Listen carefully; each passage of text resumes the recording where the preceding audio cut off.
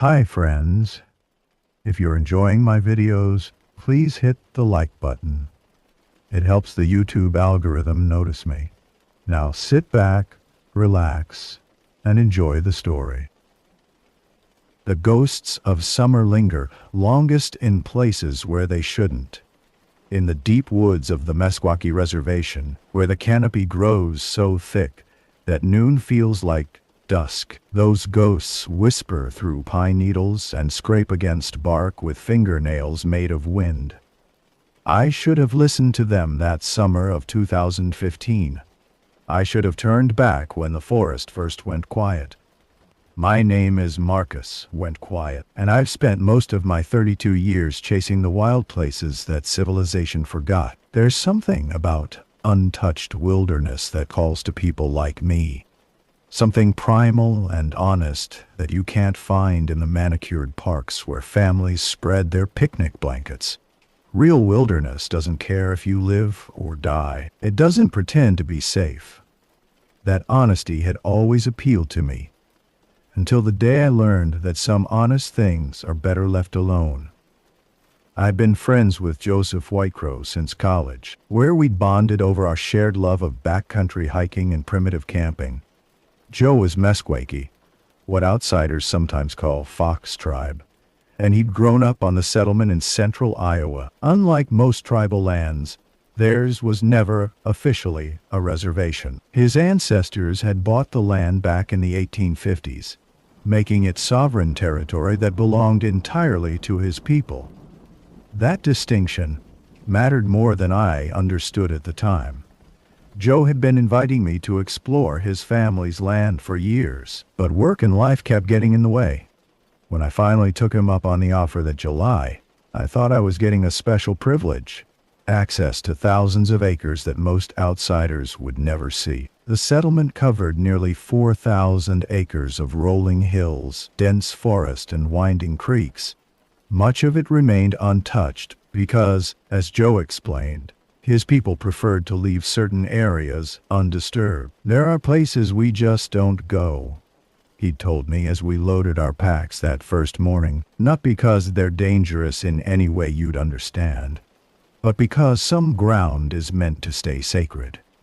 I nodded and agreed, the way you do when someone shares their cultural beliefs. I respected Joe's traditions, even if I didn't fully grasp their significance. Looking back, I realized that my casual acceptance revealed exactly the kind of ignorance that can get you killed in places where old knowledge still matters. Joe's uncle David had joined us for that first expedition. David was in his 50s, a man who moved through the forest like he'd been born there. He spoke in a mixture of English and Meskwaki, often translating concepts that didn't exist in one language or the other. While Joe had grown up partially in both worlds, David was firmly rooted in the old ways. He carried tobacco in a beaded pouch and offered prayers before we entered certain areas of the woods. The land remembers everything, David had explained, as we paused at the edge of a particularly dense section of forest. Every step, every intention, every transgression. Some memories run deeper than others. That first trip had been incredible. We'd seen more wildlife in 3 days than I typically encountered in a month of regular hiking. Black bears ambled through clearings with their cubs, seemingly unconcerned by our presence. Deer grazed within yards of our camp. Lifting their heads to regard us with curious rather than fearful eyes. At night, the symphony of owls, coyotes, and smaller nocturnal creatures created a soundscape that felt ancient and alive. The forest felt different here than in state parks or national forests. There was a weight to it, a presence that seemed to watch from behind every tree. Not malevolent exactly, but certainly aware. David noticed me noticing. "You feel it," he said on our second night as we sat around a small fire. "The land is alive here in ways it isn't in other places. Your people," he gestured vaguely toward me, "they tend to think of wilderness as empty space waiting to be filled. We know it's already full." I'd wanted to ask what it was full of, but something in David's expression suggested that question might not be welcome. Instead, I'd listened to the night sounds and tried to identify what made this place feel so different from every other forest I'd explored. By the third day, I was completely hooked. When Joe suggested we plan a longer expedition to explore some of the more remote areas, I jumped at the chance. We started planning immediately, poring over topographical maps and discussing routes that would take us deeper into the heart of the settlement than either of us had ever been. There are areas even I haven't seen, Joe admitted as we traced potential paths with our fingers. Family has stories about places back in the deepest parts, but most of us stick to the areas closer to the settlement proper. What kind of stories? I asked. Joe glanced toward his uncle, who was preparing tobacco for an evening prayer. Old stories. The kind that are hard to explain to outsiders. David looked up from his preparations. Stories about why certain boundaries exist, why some paths should not be followed. I felt a small chill despite the warm evening air. Are we talking about dangerous terrain, unstable ground? Not that kind of danger, David said. He was quiet for a long moment, clearly weighing his words. There are places where the old spirits still walk. Places where the veil between worlds is thin. Our grandparents knew to avoid these areas, but that knowledge, it doesn't always pass down the way it should. He stood and walked to the edge of our campsite, offering his tobacco to the four directions while speaking in Meskwaki. When he returned, his expression was serious. If you truly want to explore the deep places, you need to understand that you'll be entering areas where different rules apply. Our rules. You'll need to listen when we tell you to do something, even if it doesn't make sense to you. I nodded, though I wasn't entirely sure what I was agreeing to.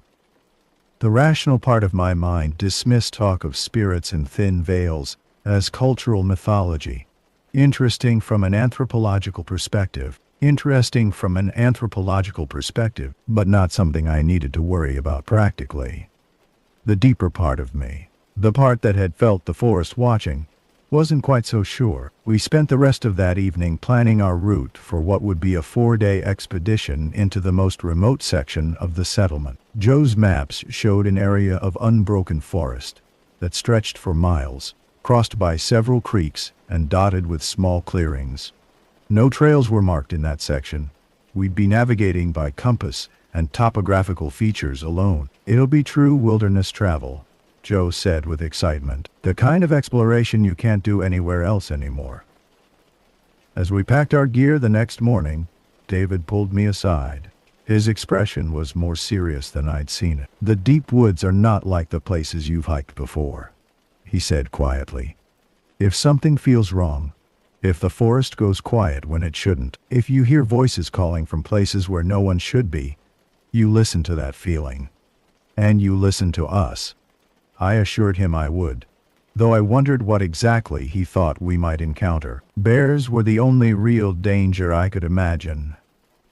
And I'd been in bear country plenty of times before. David studied my face for a moment, then shook his head slightly. I hope your confidence is enough, he said. But confidence without wisdom can be dangerous in places where the old stories are still true. As we shouldered our packs and headed toward the deeper forest, I felt that familiar excitement that comes with exploring truly unknown territory. I had no way of knowing that within days I'd understand exactly what David had been trying to warn me about. Or that the old stories he'd mentioned would prove to be far more than mere cultural mythology. The ghosts of summer were waiting for us in those deep woods, and they were hungry for something I wasn't prepared to give. The morning we set out for the remote areas dawned clear and hot, with a kind of humid stillness that makes your shirt stick to your back before you've walked 100 yards. Joe had recruited his cousin Robert to join us, a quiet man in his late 20s who worked as a wildlife biologist for the tribal government. Robert knew the outer boundaries of the settlement's wilderness areas better than anyone, which would be crucial for navigation in a region with no established trails. Most people think wilderness navigation is about following your compass, Robert explained as we checked our gear one final time. But real navigation is about reading the land itself. Every ridge, every creek bend, every change in vegetation tells a story about where you are and where you're going. We started our hike on one of the settlement's few maintained trails, a path that wound through mixed hardwood forest before gradually transitioning to the deeper pine and oak woods that dominated the remote areas. The transition was subtle but noticeable. The undergrowth became denser, the trees larger and more closely spaced, and the quality of light, filtering through the canopy, took on a green-gold tint that spoke of true old growth. For the first few hours, the hiking was pleasant if challenging. We crossed several creeks on fallen logs, or by boulder hopping, each crossing taking us further from any possibility of outside contact. Robert pointed out subtle signs of wildlife, scratches on trees where bears had marked territory, patches of disturbed earth where wild turkeys had been scratching for insects, the remains of a deer kill that had been cleaned by scavengers weeks earlier. The ecosystem here is intact in ways you don't find in most places, he explained as we paused for water beside a particularly clear creek. When the boundaries are respected, when the balance is maintained, everything thrives. I was about to ask what he meant by boundaries when Joe held up a hand for silence.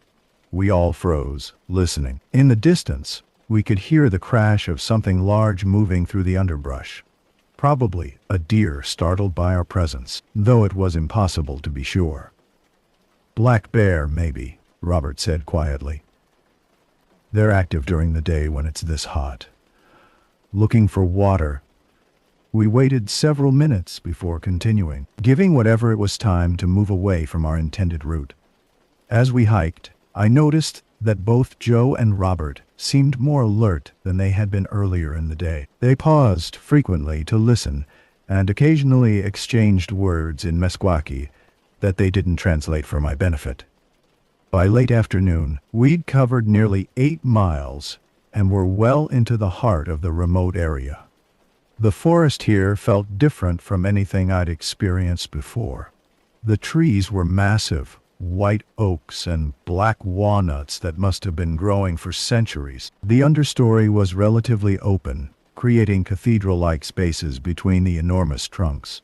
Most striking was the silence. Not the absence of sound, exactly, but a quality of quietness that seemed to muffle even our footsteps and breathing. "We'll make camp up ahead," Joe said, pointing toward a small clearing visible through the trees. "There's a good water source and the ground is level." As we approached the clearing, Robert suddenly stopped and held up his hand again. This time, his expression was different, not just alert, but concerned. "What is it?" I whispered. He didn't answer immediately, instead turning his head slowly as if trying to locate the source of something only he could perceive. Finally, he spoke in Meskwaki to Joe, who responded with what sounded like a question.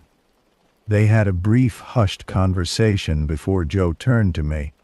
"Robert says the forest feels heavy here.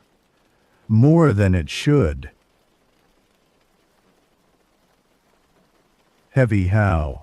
Robert answered directly this time. "Like there's a presence watching. Like we're not alone in the way we should be alone."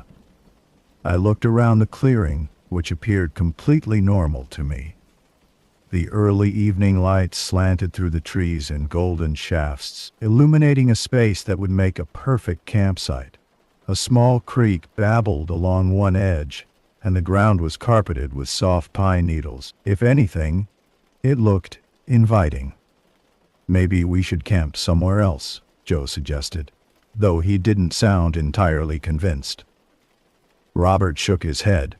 "No, this is the right place according to our route, and running from feelings isn't always the answer. But we need to be respectful, careful." We set up camp with more ritual than I was used to. Robert offered tobacco at each corner of our campsite while speaking in Meskwaki. Joe explained that he was asking permission to stay, letting any spirits in the area know that we came with good intentions and would leave no trace of our presence. Your ancestors probably did something similar, Joe said as we watched Robert complete his circuit. Most indigenous cultures understand that camping isn't just about finding good ground. It's about entering into relationship with the place.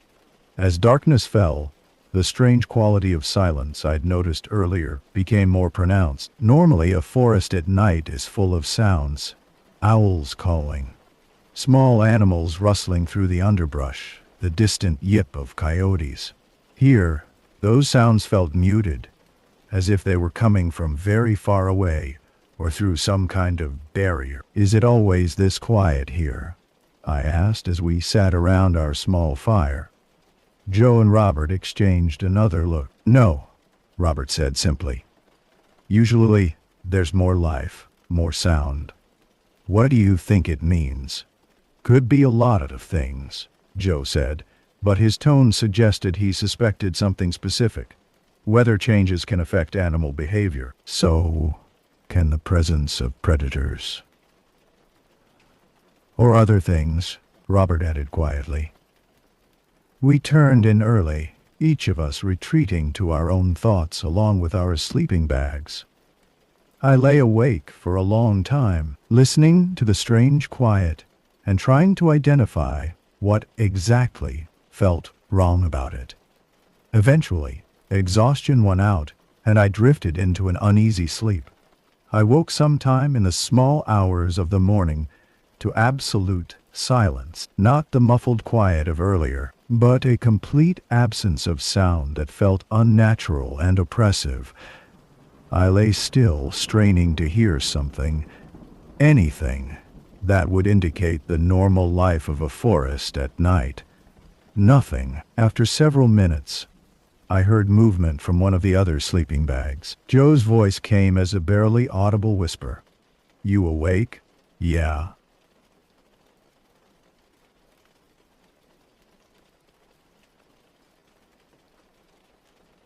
Something's wrong.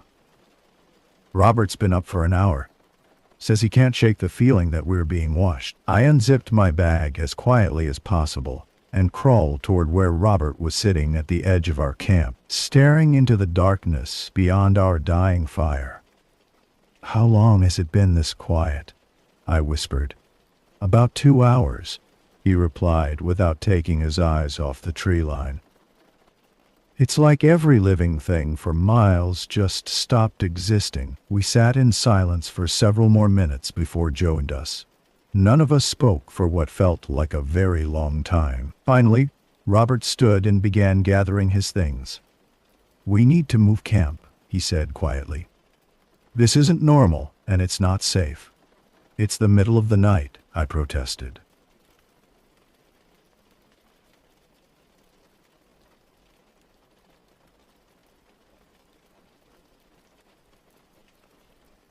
How can we navigate in the dark?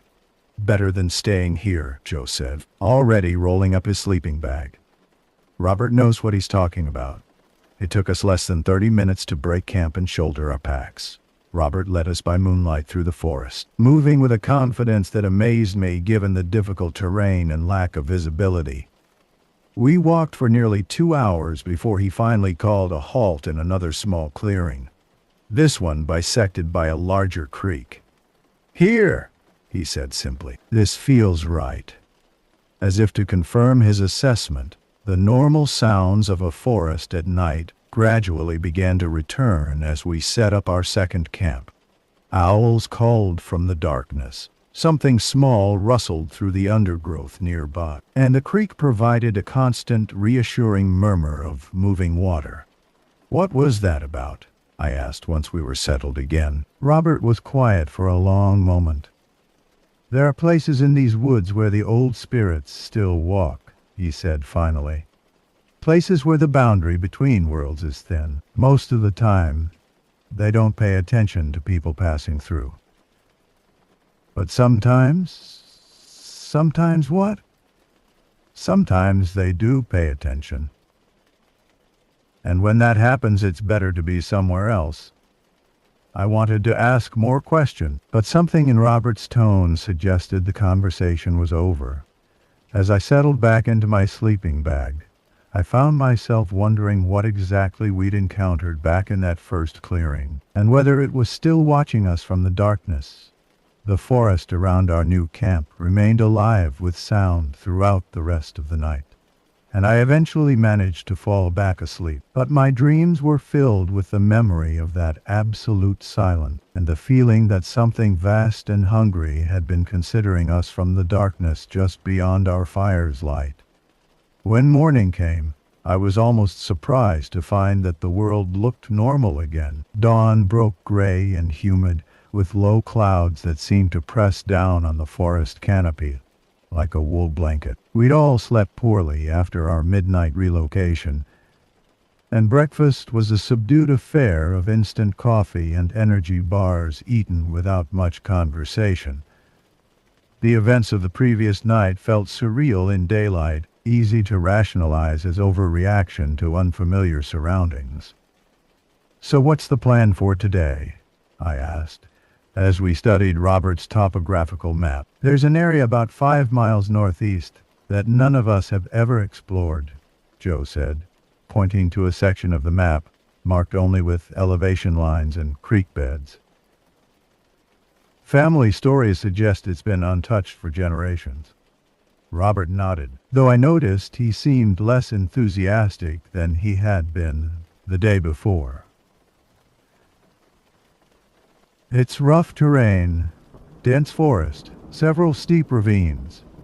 But if we want to see true wilderness, that's where we'll find it." We broke camp and began hiking toward the unknown region around 9 in the morning. The route Robert chose led us along a series of ridge lines that offered occasional glimpses of the vast forest stretching in all directions. From those vantage points, the settlement looked like an unbroken sea of green, with no visible signs of human presence except for our own small forms moving through the landscape. The terrain grew more challenging as we progressed. We traversed steep hillsides where loose shale threatened to send us sliding into ravines, and crossed creeks that required careful negotiation of slippery rocks and fallen logs. The forest canopy became so dense that even at midday, we were hiking in perpetual twilight. Around noon, we stopped for lunch beside a creek that cut through a particularly dramatic ravine. The water had carved a channel 15 feet deep through limestone bedrock, creating pools that reflected the filtered light like dark mirrors. "This is incredible," I said, genuinely awed by the primitive beauty of the place. "It feels like we've gone back in time." "In some ways, we have," Robert replied. "This area looks much the same as it did when my great-great-grandfather was young. Before roads, before towns, before most of the changes that shaped the rest of the country." Joe was studying his compass and map, trying to pinpoint our exact location. "According to this, we're about 2 miles from the area marked on the old survey maps as traditional boundary. Nobody's recorded what's beyond that line." "Traditional boundary of what?" I asked. Robert and Joe exchanged one of their looks again. It was Joe who answered. "Boundary of where our people traditionally hunted and gathered. Beyond that line, the land was considered set aside." "Set aside for what?" "For things that needed to be left alone," Robert said quietly.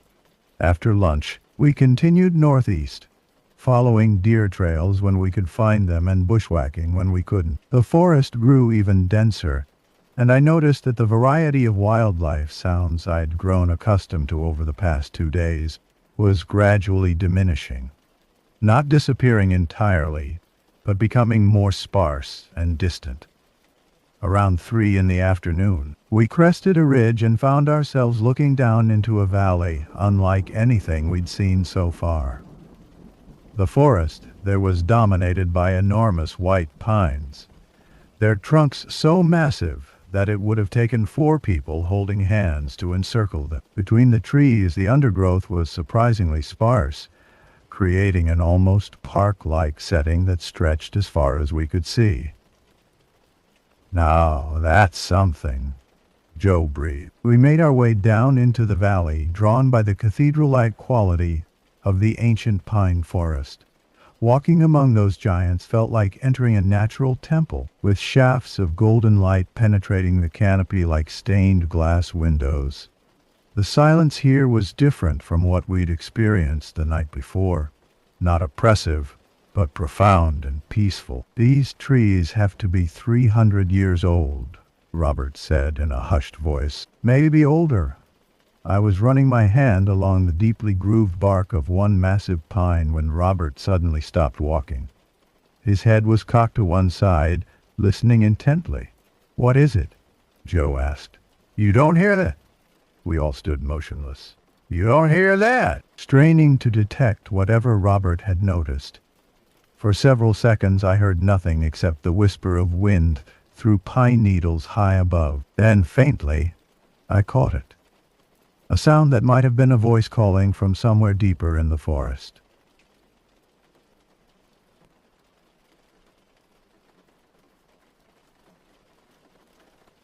"Someone else is out here," I said. Robert shook his head slowly. "No, that's not human." The calling came again, clearer this time. It was definitely a voice, and it seemed to be calling my name. "Marcus! Marcus! Come here!" I felt a chill that had nothing to do with the temperature. "How does it know my name?" Joe grabbed my arm as I started to take a step toward the sound. Don't respond, and don't go toward it." "But someone's calling for me. Maybe they need help." "Marcus." Robert's voice was sharp with urgency. "Listen to the voice. Really listen. Does it sound right to you?" The calling came a third time, and now I could hear what Robert meant. The voice was using my name, but there was something wrong with it. A quality that was almost but not quite human. It sounded like someone doing an imperfect imitation of a person calling for help. "We need to leave," Joe said firmly. "Now, but now!" The urgency in his voice cut through my confusion. We turned and began walking quickly back the way we'd come, but we'd only gone a few dozen yards when the calling started again. This time it seemed to be coming from a different direction, and the voice had changed subtly. It now sounded like Joe. "Marcus, Robert, where are you going? Come back." I looked at Joe, who was walking right beside me. His mouth was closed and his face had gone pale. "It's mimicking you," I said. "We need to move faster," Robert said. "And whatever happens, nobody responds to anything we hear. Not your name, not calls for help, nothing." We increased our pace, but the forest around us seemed to be growing thicker and more confusing. Paths I was sure we'd followed on the way in had vanished, and landmarks I thought I remembered looked different, or were nowhere to be found. Worse, the voice kept following us.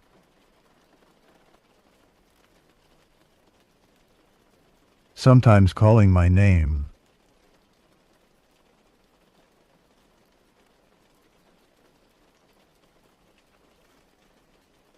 Sometimes Joe's. It had mastered each of our voices perfectly, and it seemed to be coming from multiple directions at once. "This way," Robert said, pointing toward what looked like a game trail leading up the ridge. "We need to get to higher ground." As we climbed, the voices became more frequent and more urgent. They called for help, claimed to be lost, begged us not to leave them behind. The perfect mimicry was bad enough, but what made it truly horrifying was the undertone of hunger in each call.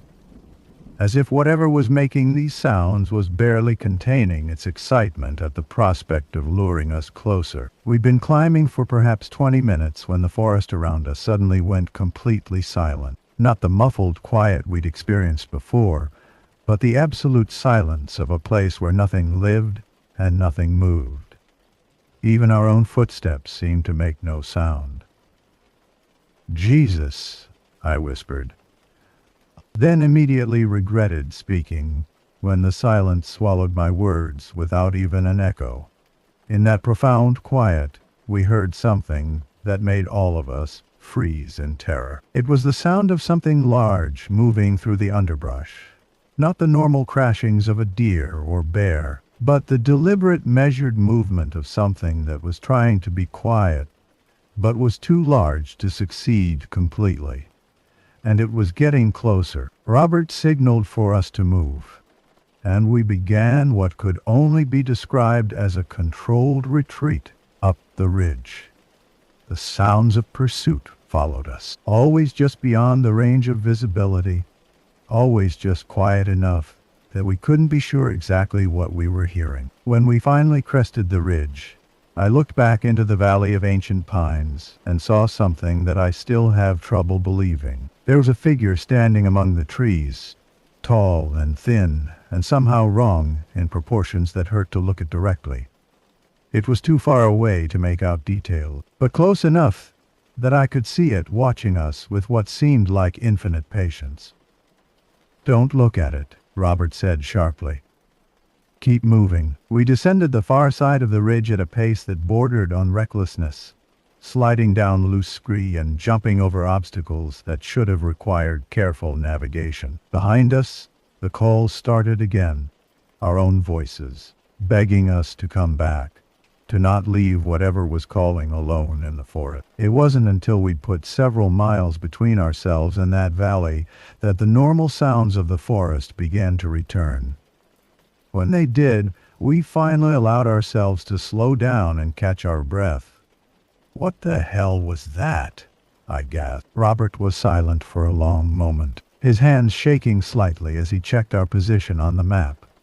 When he finally spoke, his voice was barely above a whisper. That was why some boundaries exist, why some places are meant to be left alone. As we made camp that night, miles from the valley of ancient pines, I found myself listening constantly for the sound of my own voice calling from the darkness beyond our fire. But the only voices I heard were the real ones of my companions. And for the first time in my life, I understood the difference between those two things with perfect, terrifying clarity. We broke camp before dawn, moving through the gray pre-light with the kind of urgency that comes from spending a night listening for sounds that shouldn't exist. None of us had slept well, and our hushed conversation over instant coffee revealed that we'd all heard things in the darkness. Distant calls, the sound of footsteps circling our camp, whispers that might have been wind, but felt far too much like voices.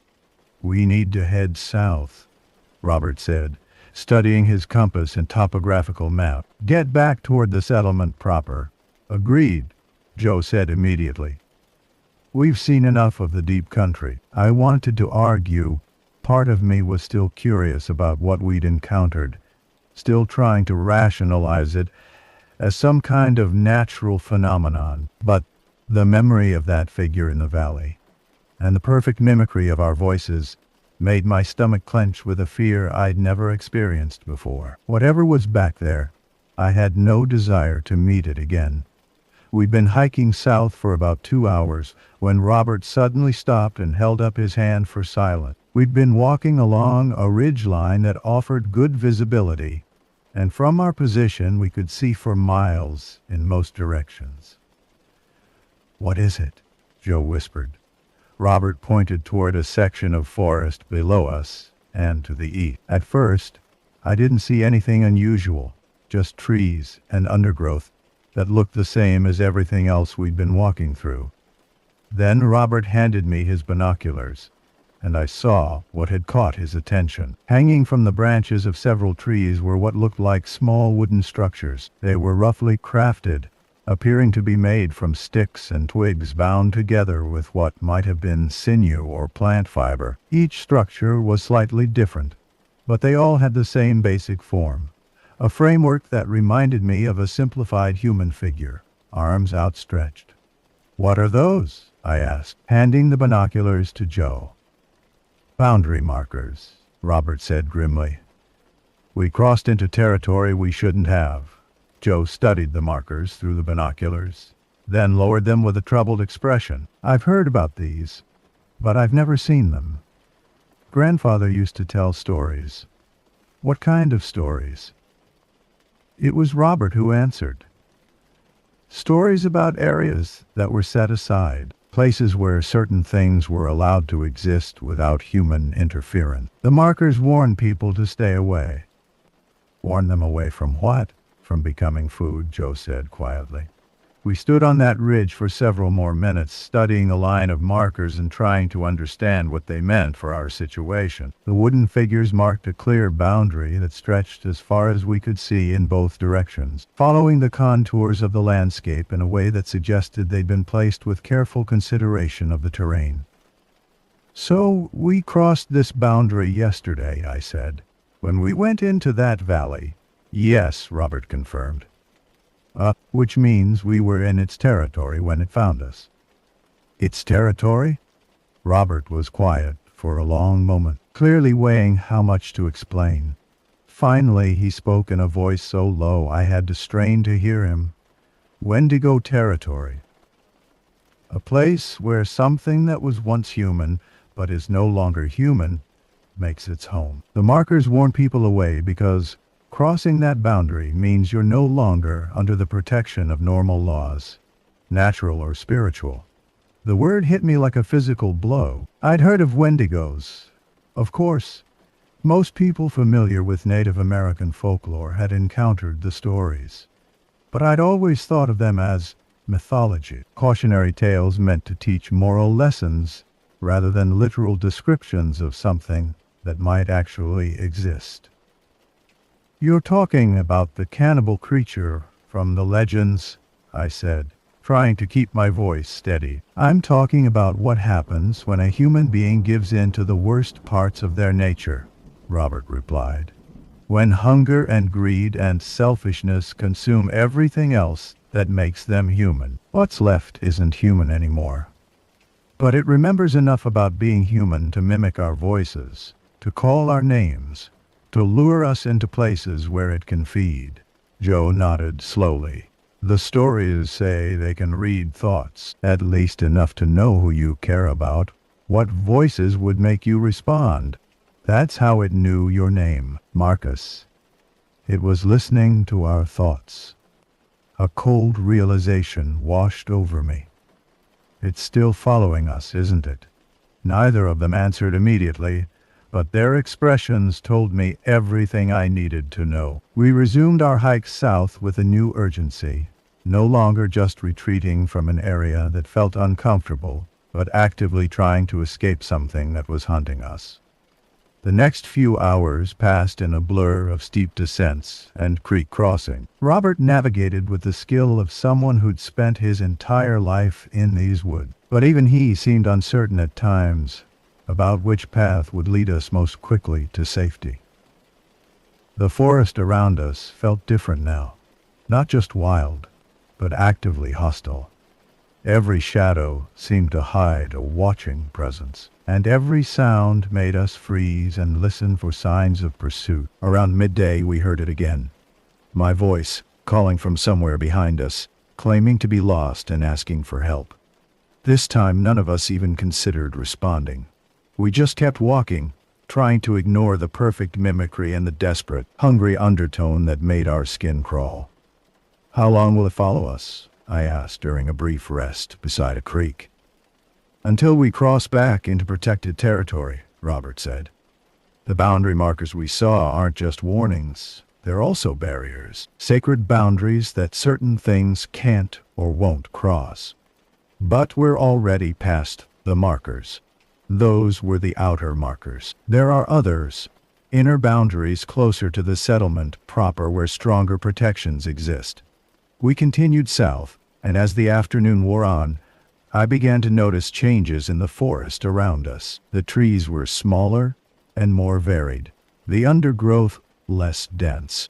Wildlife sounds that had been absent or muted for the past 2 days gradually returned. Birdsong, the chatter of squirrels, the distant drumming of woodpeckers. Around 4 in the afternoon, we came to a creek that was larger than any we'd encountered in the deep country. The water was clear and fast-moving, cutting through a gorge lined with limestone shelves that created a series of small waterfalls and pools. "This is Rushing Water Creek," Robert said with obvious relief. "We're getting close to home ground." As we prepared to cross the creek, jumping from rock to rock to avoid the deeper pools, I heard the voice one more time. It was my own voice again, but this time it sounded different, more distant, and with an edge of frustration that hadn't been there before. "Marcus, don't leave me here, please." I turned to look back across the creek and saw nothing but forest, but I could feel something watching from the trees, something that was no longer trying to hide its presence. The feeling was so intense that it raised goosebumps on my arms, despite the warm afternoon air. "It can't cross the water," Joe said quietly.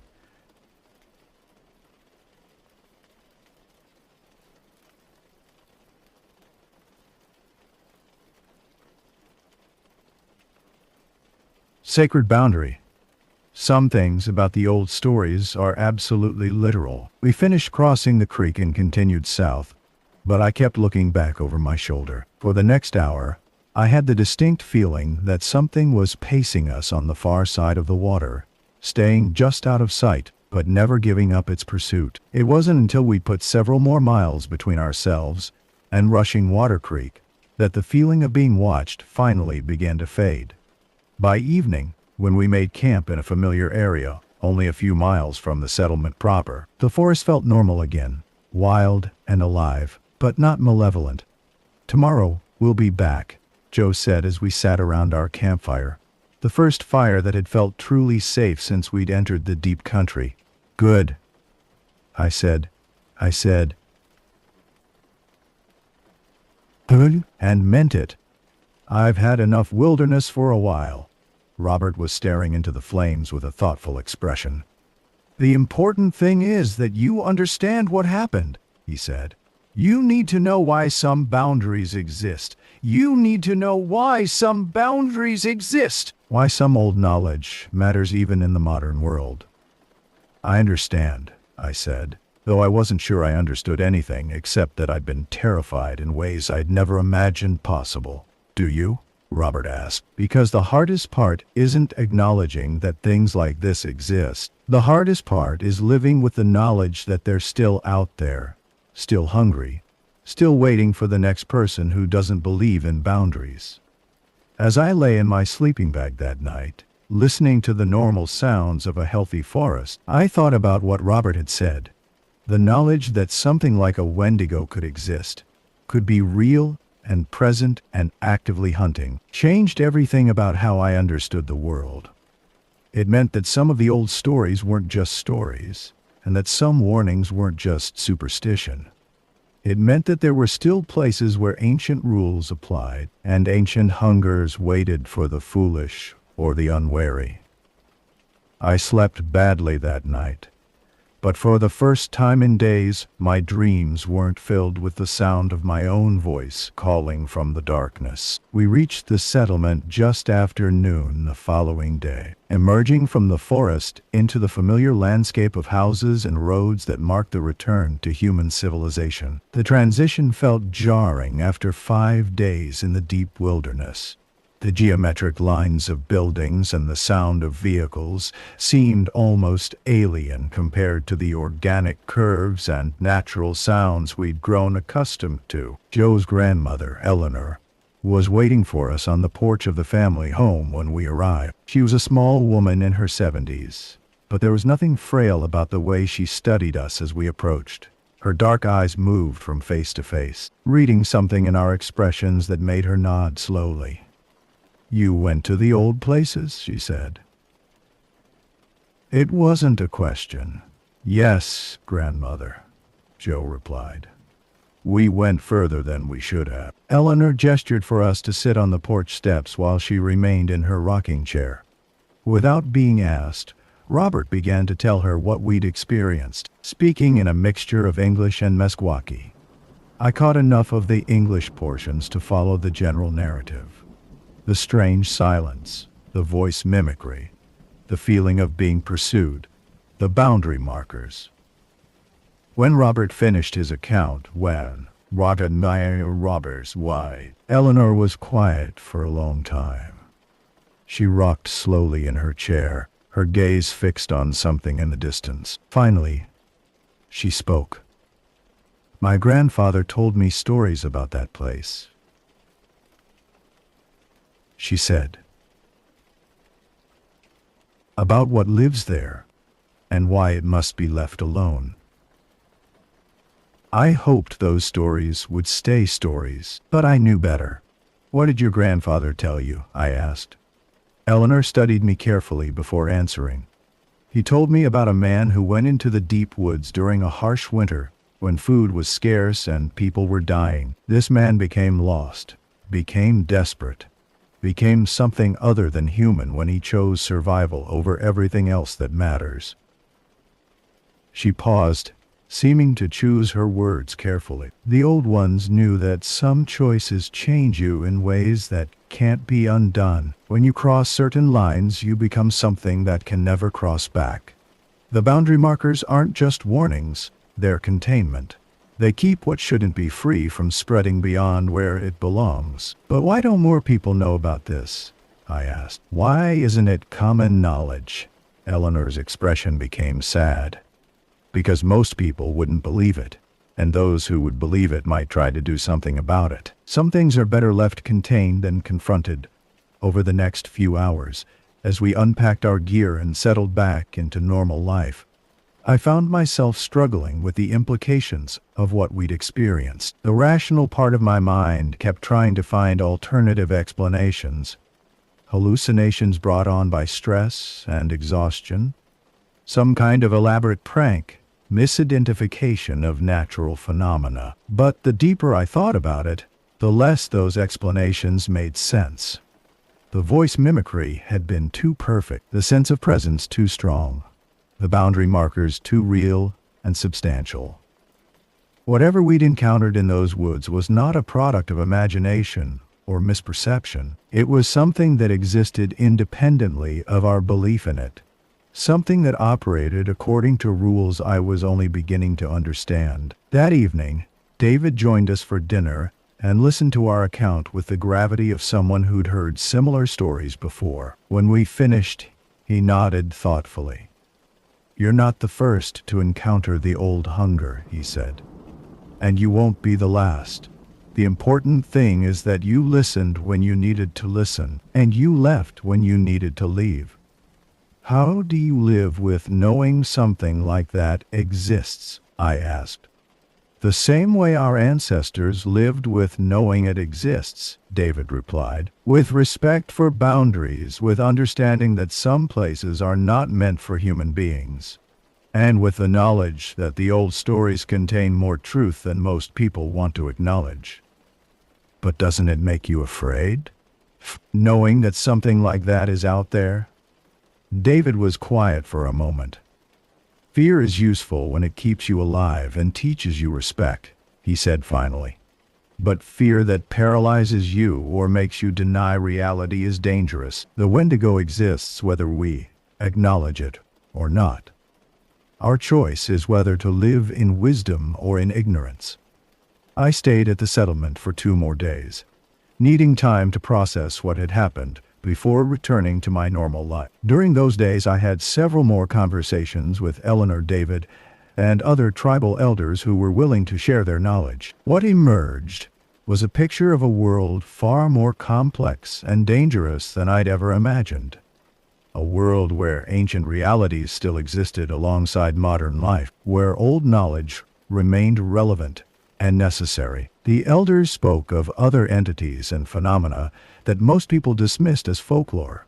Spirits that guarded certain places, creatures that emerged only under specific conditions, areas where the normal laws of physics didn't quite apply. They described a landscape layered with invisible boundaries and populated by things that science couldn't measure, but human beings could definitely encounter. The modern world wants to believe that everything unknown has been mapped and cataloged, Eleanor explained during one of our conversations.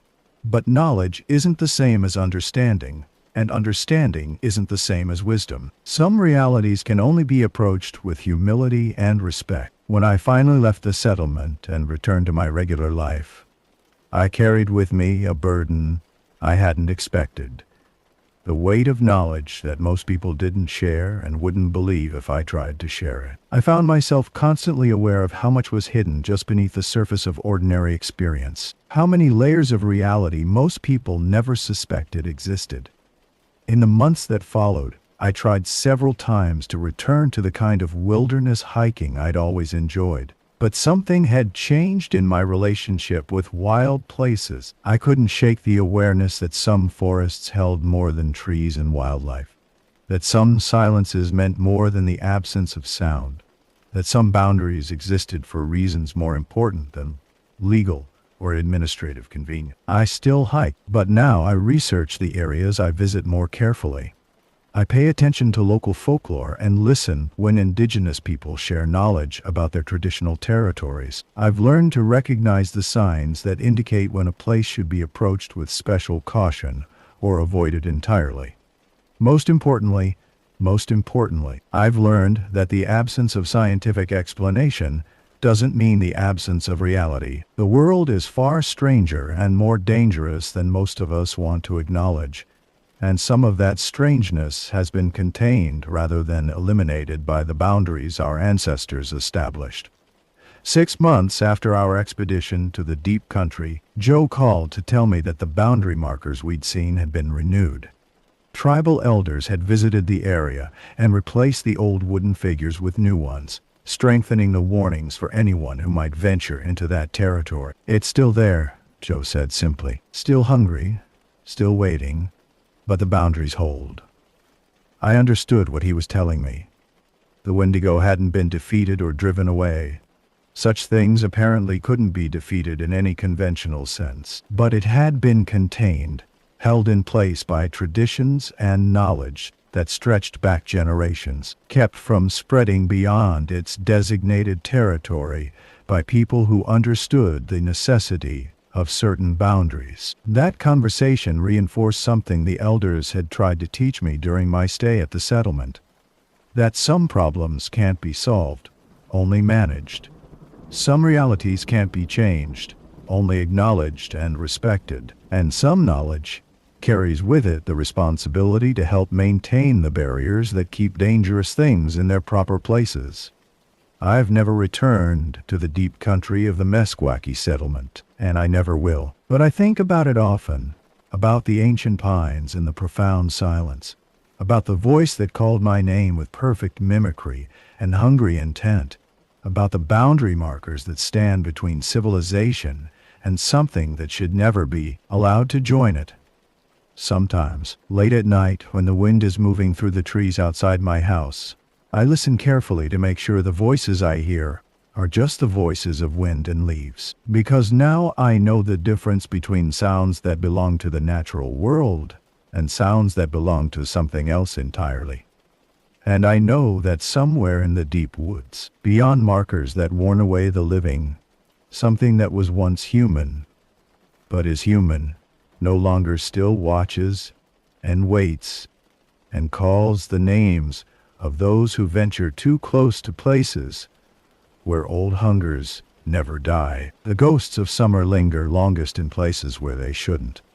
I learned that lesson in a forest where the boundaries between past and present, between human and inhuman, between myth and reality, had never really existed at all.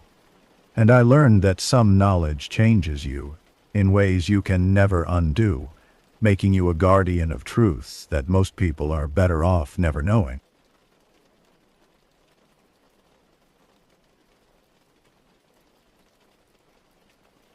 It all began on a crisp autumn morning 2 years ago. The four of us, myself, Tom, Rachel, and Chris, had been friends since college, bonded by our shared love for the outdoors. We'd been on numerous camping trips together, but this time we were aiming for something grander. A week-long expedition to Yellowstone National Park. The planning phase was exciting.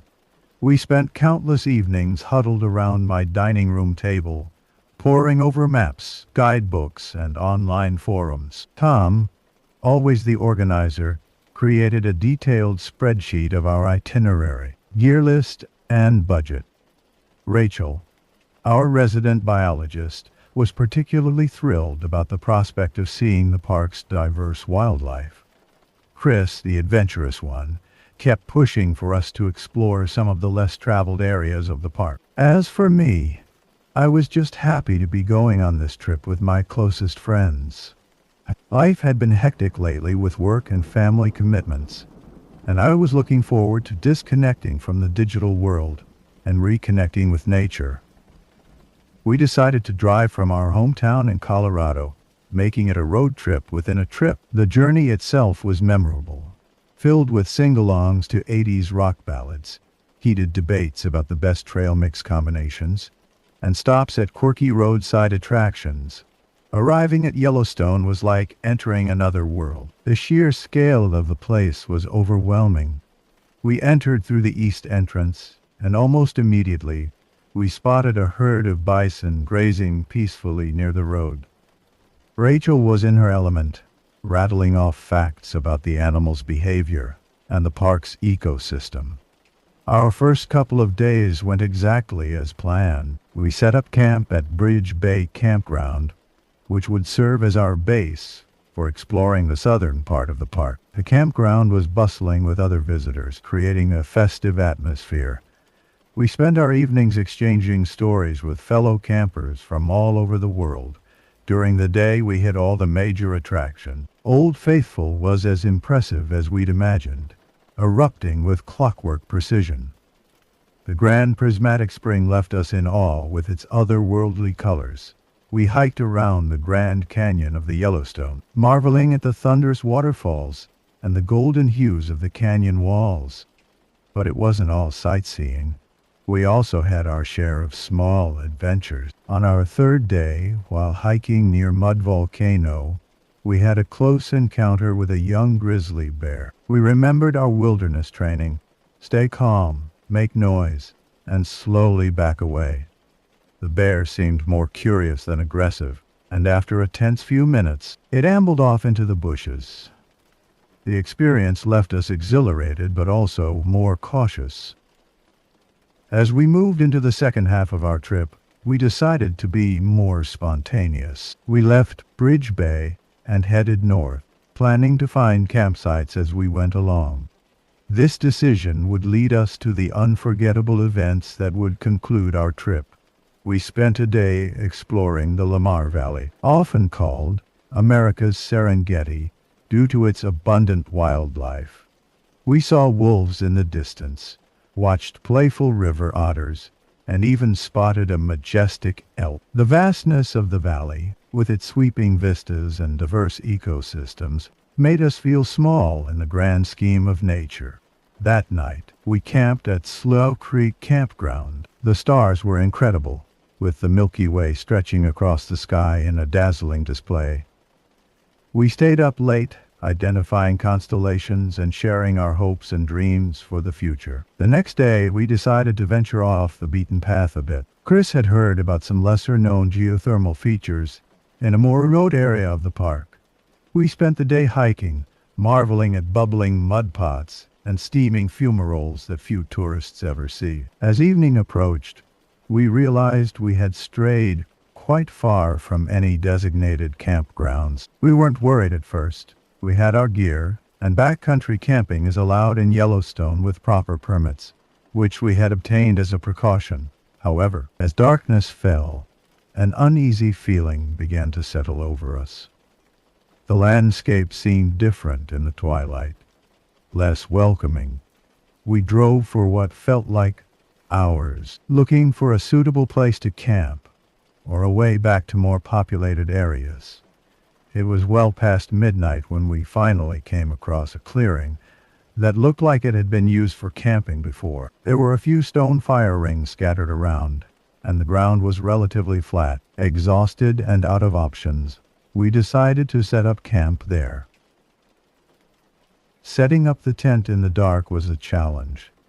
We worked by the light of our headlamps and the car's headlights, our shadows dancing eerily on the surrounding trees. The usual banter and joking that accompanied our camp setups was absent, replaced by a tense silence broken only by necessary communication. Too tired to cook or even chat, we crawled into our sleeping bags almost immediately. The night was unusually quiet. No crickets chirping, no rustling of small animals in the underbrush. In retrospect, this silence should have been our first warning. I'm not sure how long I slept before I was shaken awake. Tom's face loomed over me, his expression a mix of confusion and fear. "Listen," he whispered urgently. At first, I heard nothing unusual. Then, as my senses sharpened, I noticed it. Bird calls. Lots of them, coming from all directions. This might not seem strange, except for two things. It was the middle of the night, hours away from dawn, and the calls didn't sound quite right. We woke Rachel and Chris and all huddled in the tent. Straining our ears, the bird sounds were varied.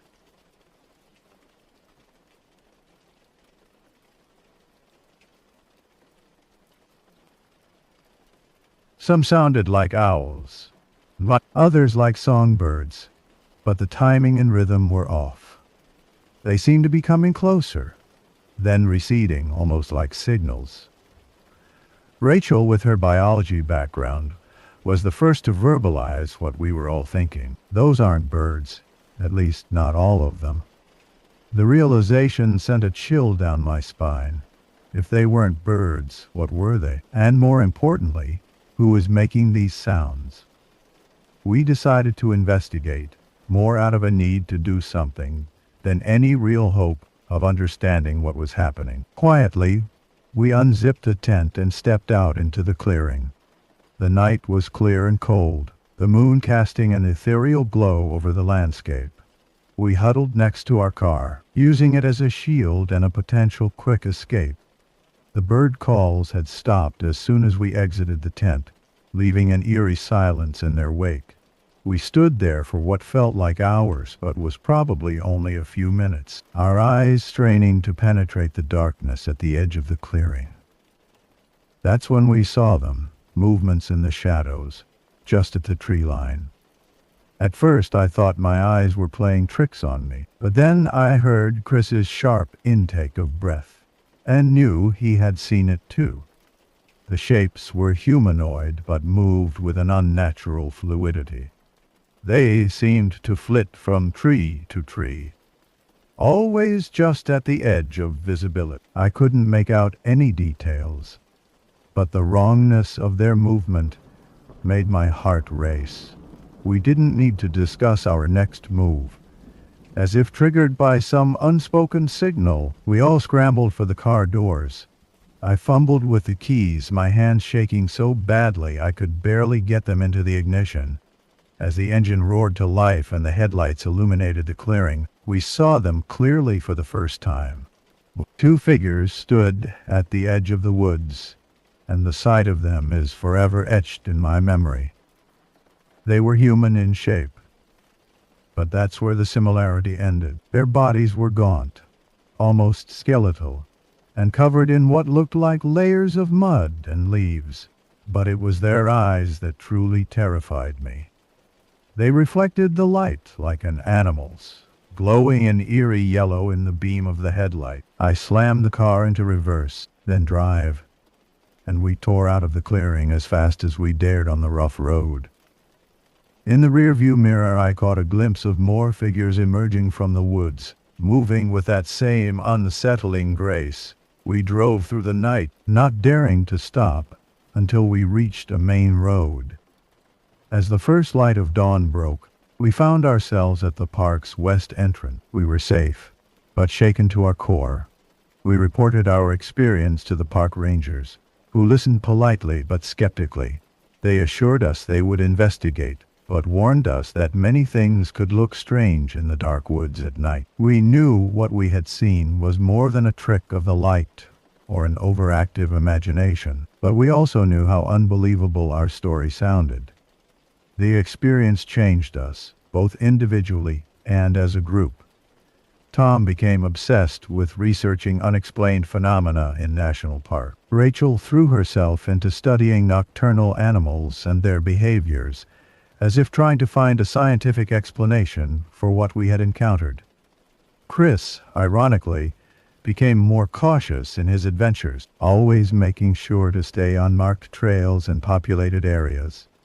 As for me, I found myself torn between wanting to forget the whole experience and needing to understand it. I've returned to Yellowstone twice since then, trying to retrace our steps and find that clearing. I never could, and part of me is relieved about that.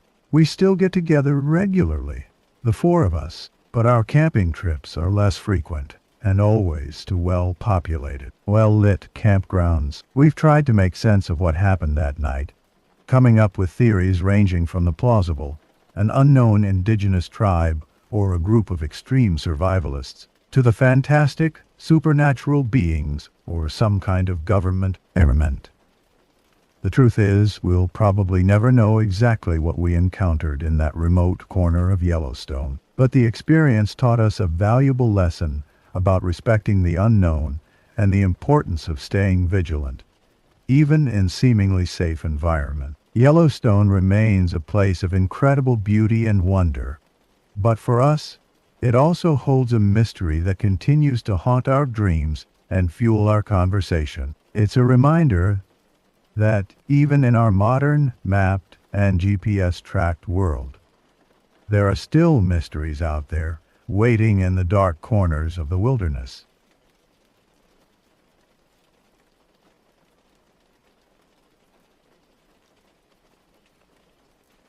I opened the door and found Mrs. Carolyn Peake standing there, wringing her hands. Carolyn, in her late 40s, was the type of woman who never caused trouble. She lived quietly with her husband on their farm just outside of town, raising chickens and minding their business. She wouldn't have come to me unless something was seriously wrong. Her face told me everything before she even opened her mouth. "Sheriff, it's Charlie. He's gone." Charlie Peake, her husband, had been a well-known figure around town. Always jovial, always reliable. I leaned against the doorframe and sighed, already feeling that familiar tug of something darker lurking beneath the surface. "When did you last see him, Carolyn?" "Last night, just before bed. He said he was going out to check on the barn. He never came back. My gut told me this wasn't just some guy getting lost in the woods. Winter's Hollow was the type of place where you knew every trail, every turn. Charlie was no stranger to these woods either. He had been raised here, knew them like the back of his hand." "All right," I said, grabbing my hat and heading out with her. I figured it'd be another case of a man stumbling drunk through the woods, or maybe falling and twisting an ankle, but the cold knot in my stomach told me otherwise. We arrived at the Peake farm just as the sun was starting to dip. The trees around their property cast long shadows, the kind that makes everything look sinister. The barn door was open, the light inside flickering as if someone had left in a hurry. I stepped inside and took in the scene. The tools were scattered. Hay was thrown about like there'd been some kind of struggle, but no sign of Charlie. "Where was he when you saw him last?" I asked, looking around for any clue that might hint at what happened. "He was in here by the stall, checking on the cows." I stepped closer to the stall, and that's when I saw it. A streak of dark red smeared across the wall. Carolyn gasped behind me, but I knelt down, studying it. The blood wasn't just splattered. It was dragged like someone had been pulled. "Carolyn, get back to the house," I ordered, pulling my flashlight from my belt. She didn't argue, just turned and walked quickly back toward the front porch. I kept my eyes on the blood trail that led outside, toward the woods. It wasn't like any animal attack I'd seen before, too deliberate. Animals don't drag their prey like that, not unless they're taking them somewhere specific. And Charlie wasn't the type to be caught off guard by a bear or some other wild creature. No, this was something else. I followed the trail deep into the woods, The air grew colder and the trees thicker, making it hard to see more than a few feet ahead. But there was a feeling like being watched, something primal crawling up the back of my neck. It wasn't just fear, it was something worse, something that didn't belong in these woods. I kept going, my hand on the grip of my revolver, until I found the clearing. And there, lying on the ground, was what was left of Charlie Peak. His body was twisted in a way no man's body should be, his face frozen in a scream. His chest had been torn open, ribs cracked, and the skin peeled back. Blood soaked the earth around him, but it wasn't the body that shook me. It was the thing standing over it.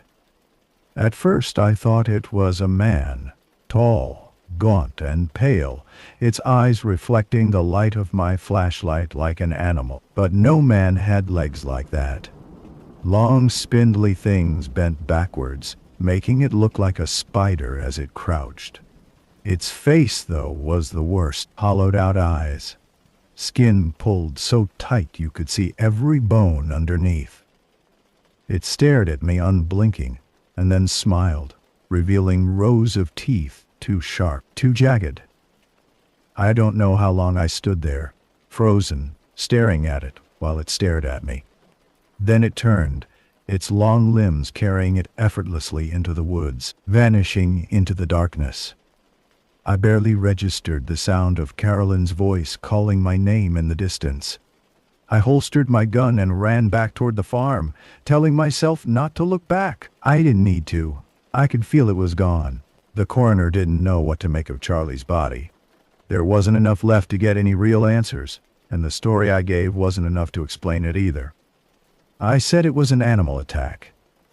There wasn't anything else I could say without sounding insane. But the people in town, they knew better. Winter's Hollow was a small place, and people talked. They whispered about the old legends, about the stories their grandparents used to tell them about creatures in the woods. I'd heard them too, but I never believed them. Not until now. The town was quiet for a few weeks after that. No one went out after dark, and no one came to me with missing person reports. But I knew it wasn't over. That thing, it wasn't going to stop. Not after just one kill. And then, a few days later, the reports started coming in again. Another missing farmer. Then another. They found the bodies, or what was left of them, in the same way, ripped apart, dragged into the woods. But I didn't tell anyone what I knew. How could I?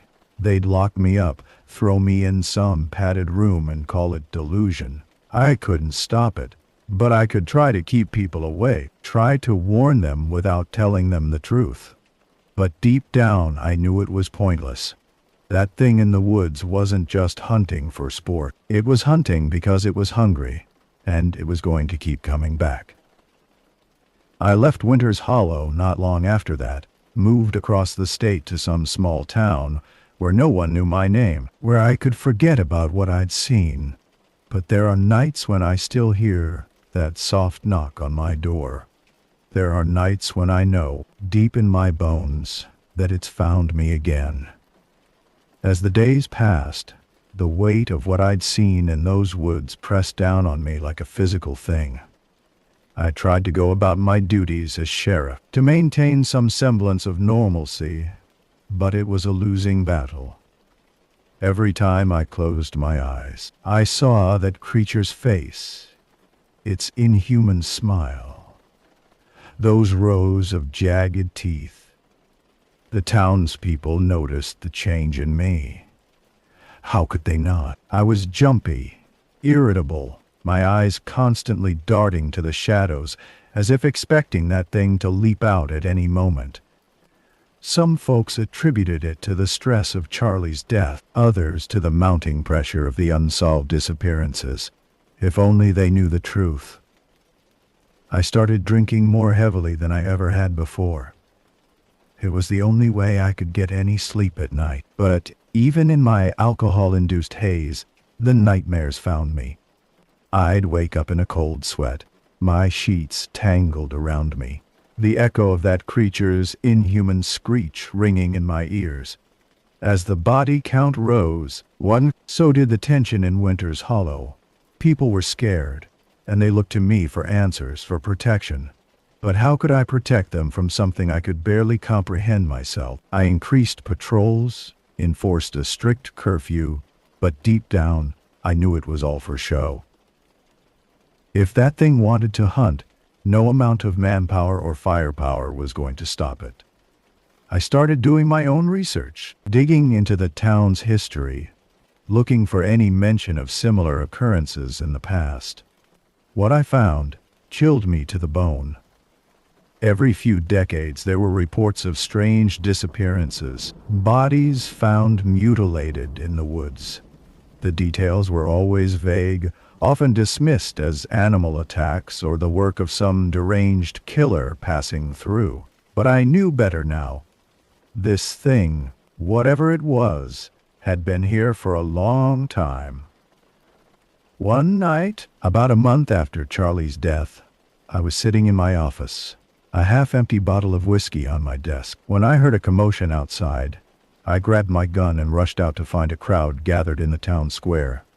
At the center was Old Man Johnson, the town's resident conspiracy theorist.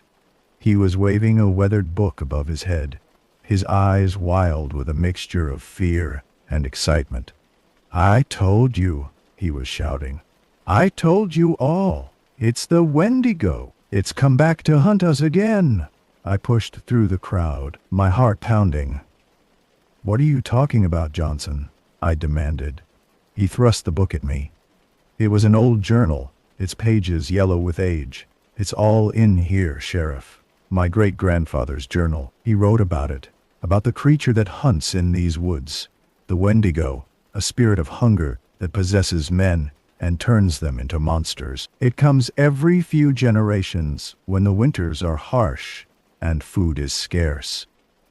I flipped through the journal, my blood running cold as I read descriptions that matched all too closely with what I had seen in the woods. The gaunt figure, the backward-bending legs, the insatiable hunger for human flesh. It was all there, written down decades ago.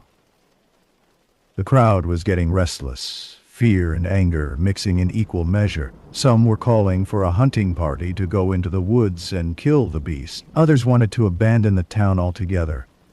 I knew I had to regain control of the situation before things spiraled out of hand. "Everyone, calm down!" I shouted, my voice cutting through the noise. "We don't know what we're dealing with here. Until we do, I want everyone to stay in their homes after dark. No exceptions. We'll increase patrols and—" My words were cut off by a blood-curdling scream from the edge of town. Everyone froze, their eyes wide with terror. Then, chaos erupted. People started running in all directions, panic taking hold. I drew my gun and ran towards the source of the scream, praying I wasn't too late. As I rounded the corner, I saw it. The creature was standing over the body of a young woman, its claws dripping with fresh blood. It turned to look at me, and I swear I saw recognition in those hollow eyes. It remembered me from our encounter in the woods. I raised my gun, my hands shaking so badly I could barely aim. "Stop right there!" I shouted, knowing how futile my words were. The creature tilted its head, almost curiously, and then it smiled that terrible smile. In a flash, it was gone, disappearing into the shadows with inhuman speed. I ran to the woman, but it was too late. She was gone, her body torn open just like Charlie's had been. The next few days were a blur of activity. The National Guard was called in. The woods were combed inch by inch, but they found nothing. No tracks, no layers, no sign of the creature. It was as if it had vanished into thin air. The official story was that a large, unidentified predator was responsible for the attack. Mountain lion, maybe, or a bear driven to desperation by a harsh winter. But the people of Winter's Hollow knew better. They had seen the truth in my eyes, had heard the tremor in my voice when I tried to explain away the inexplicable. As the days turned into weeks, and the weeks into months, the attacks slowly stopped. Life in Winter's Hollow began to return to normal. Or at least, a new version of normal. People still jumped at shadows, still hurried home before dark. But the immediate terror began to fade. But not for me. I couldn't shake the feeling that it wasn't over, that the creature was out there, waiting, biding its time until hunger drove it to hunt again. I became obsessed with finding a way to stop it, to protect the town when it inevitably returned. I pored over every book, every legend I could find about the Wendigo. I spoke to Native American elders, to cryptozoologists, to anyone who might have even a shred of useful information. Most thought I was crazy, but I didn't care. I knew what I had seen, what I had to prepare for. As the years passed, I watched the town slowly forget. New generations grew up hearing the stories as just that. Stories. The events of that terrible year became local legend, a tale to scare children around campfires. But I never forgot. I couldn't. I'm an old man now, my days as sheriff long behind me, but I still keep watch. Every winter, when the nights grow long, and the wind howls through the trees, I listen for that soft knock at my door. I keep my gun close, loaded with silver bullets, blessed by every holy man I could find. I don't know if they'll work, but it's something.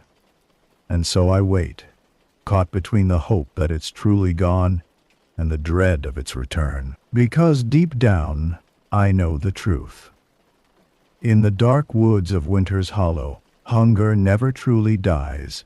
It only sleeps, waiting for the right moment to awaken once more. As I sit here, penning these words, I can't help but wonder if I'm doing the right thing by sharing this story. Part of me hopes that by putting it out there, I might find others who have encountered this creature, who might have knowledge that could help defeat it. But another part of me fears that I'm only spreading the terror, planting seeds of fear in the minds of those who read this. But I've carried this burden alone for too long. The weight of it has bent my back and whitened my hair. If I don't share what I know, if I don't warn others, then what was it all for? What purpose did my survival serve? I've come to believe that the Wendigo isn't just a creature of flesh and blood. It's something more. Something that exists on the border between our world and another. It's a manifestation of hunger, of greed, of the darkest parts of human nature. And as long as those things exist in us, it will always have a way back into our world.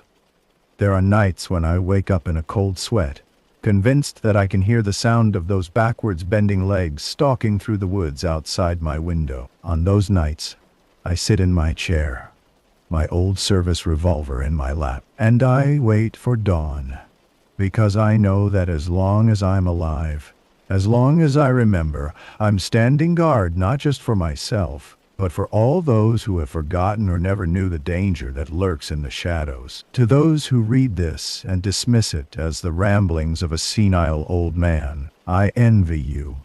I envy your ability to sleep soundly at night, to walk in the woods without constantly looking over your shoulder. But to those who read this and feel a chill of recognition, to those who have seen things in the darkness that defy explanation, I say this: you are not alone.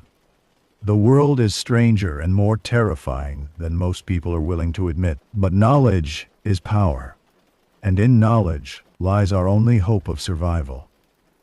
So I'll keep watching, keep waiting, and if the day comes when that soft knock sounds at my door once more, I'll be ready, because someone has to stand against the darkness. Someone has to remember, and for better or worse, that someone is me. As I sit here, the weight of years pressing down on my shoulders, I can't help but reflect on how this knowledge, this burden, has shaped my life. Every decision, every relationship, every moment has been colored by what I saw in those woods all those years ago. I never married, never had children. How could I? The thought of bringing innocence into a world where such horrors exist was more than I could bear. And how could I ever explain to a wife why I woke up screaming in the night, why I insisted on keeping silver bullets in the house, why I could never truly relax? My few friends have drifted away over the years, put off by my obsession, by the haunted look in my eyes that never quite goes away. I don't blame them. It's not easy being close to someone who lives with one foot in a nightmare. She told me of ancient rituals used to ward off the Wendigo, of protective symbols and sacred herbs. I don't know if I believe in their power, but I've incorporated them into my defenses anyway. At this point, I'll take any edge I can get. Another correspondent, a folklorist from the University of Chicago, has been studying similar legends from around the world. She believes that the Wendigo might be part of a larger class of entities, hunger spirits that have been reported in various cultures throughout history.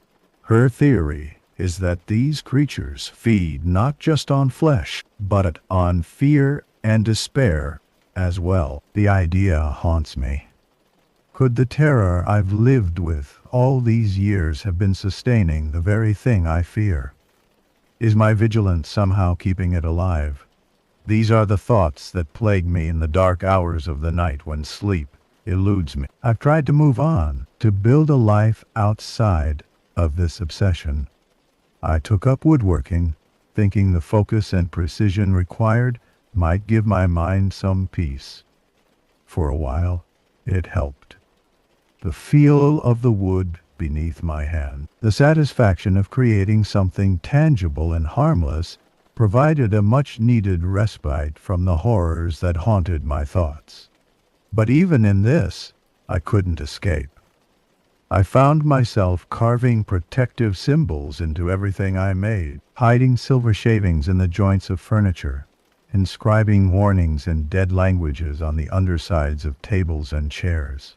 My creations became extensions of my paranoia, physical manifestations of my fear. I've traveled too, thinking that perhaps distance might dull the memories. I've stood on the shores of the Pacific, feeling insignificant before its vastness. I've walked the crowded streets of New York, surrounded by millions of people who have no idea of the terrors that lurk in the dark corners of the world. I've even ventured as far as the mountains of Tibet, seeking wisdom from monks who claim to have battled demons. But no matter where I go, the shadows seem to follow. In the misty forests of the Pacific Northwest, I see shapes moving just at the edge of my vision. In the concrete canyons of Manhattan, I hear echoes of inhuman howls in the wind that whips between the skyscrapers. And in the stark, snow-covered peaks of the Himalayas, I feel watched by something ancient and hungry. Always, I return to Winter's Hollow. This place, for better or worse, is where my story began, and where, I suspect, it will end. The town has changed over the years. New buildings have sprung up. Old ones have been torn down. The faces on the streets are different now, younger, unburdened by the memories that weigh so heavily on me. But the woods remain. They stand silent and dark at the edge of town, a constant reminder of what lurks within. Sometimes when the wind is right, I swear I can hear whispers coming from those trees, calling me, taunting me. I've considered burning them down more than once. In my darkest moments, I've fantasized about watching those ancient pines go up in flames, imagining the creature's lair being consumed by fire. But I know it wouldn't make a difference. You can't kill a spirit with fire, and besides, who's to say it's even in there anymore? For all I know, it could be anywhere. It could be everywhere. There are times when I question my own sanity. Could it all have been a delusion? A hallucination brought on by stress and fear? But then I look at the scars on my body, souvenirs from encounters I've had over the years, and I know the truth. This is real, all of it, no matter how much I might wish otherwise. I've tried to warn the new generation, to make them understand the danger that surrounds them, but they look at me with pity in their eyes, seeing only a crazy old man spinning tales. Even those who remember that terrible year so long ago have convinced themselves it was nothing more than a series of animal attacks, a brief period of madness that the town has long since recovered from. Only a few listen. A small group of teens, outcasts and misfits mostly, have taken an interest in my stories. They come to my house sometime, asking questions, listening with wide eyes as I recount my experiences. Part of me wants to send them away, to protect them from this knowledge. But another part knows that someone needs to carry on this vigil when I'm gone. I've started teaching them what I know. How to recognize the signs of the Wendigo's presence. How to protect themselves. How to fight back if it comes to that. I don't know if I'm doing the right thing, if I'm protecting them or damning them to a life of fear and paranoia like mine. But I have to try. I have to believe that knowledge, no matter how terrifying, is better than ignorance. As I write these words, the sun is setting outside my window. The shadows are growing longer, reaching out like grasping fingers. Soon, night will fall, and with it comes that familiar dread. I'll check my defenses, load my gun, and settle in for another long night of watching and waiting. Because that's what I do now. I'm not just a survivor anymore, not just a witness. I'm a guardian, standing on the edge between light and darkness, between the world of man and the realm of monsters. It's a lonely post, a thankless job, but someone has to do it. And so I wait, my eyes on the darkness, my ears straining for that soft knock at the door, because I know that one day it will come again. And when it does, I'll be ready. The years have taken their toll on me. My hands shake now, making it harder to aim my gun or carve my protective symbol. My eyesight isn't what it used to be, and sometimes I find myself squinting at the shadows, unsure if what I'm seeing is a threat or just a trick of the light. But my mind remains sharp, honed by decades of vigilance and fear. I've started to wonder what will happen when I'm gone. Who will stand guard then? Will all of this knowledge, all of this preparation, be with me? The thought terrifies me almost as much as the creature itself. That's why I've started writing everything down. Every encounter, every theory, every scrap of lore I've collected over the years. I'm compiling it all into a journal, a guidebook for those who might come after me. It's my legacy, my attempt to ensure that even if I fall, the fight will continue. There are days when the weight of it all becomes almost too much to bear. Days when I consider ending it all, taking my secrets to the grave, and finding some measure of peace. But I can't. The thought of leaving this world unprotected, of abandoning my post, is unthinkable. So I persevere. I wake each morning, check my traps and wards, and face another day, knowing that at any moment, the horror could return. It's a heavy burden, but it's mine to carry.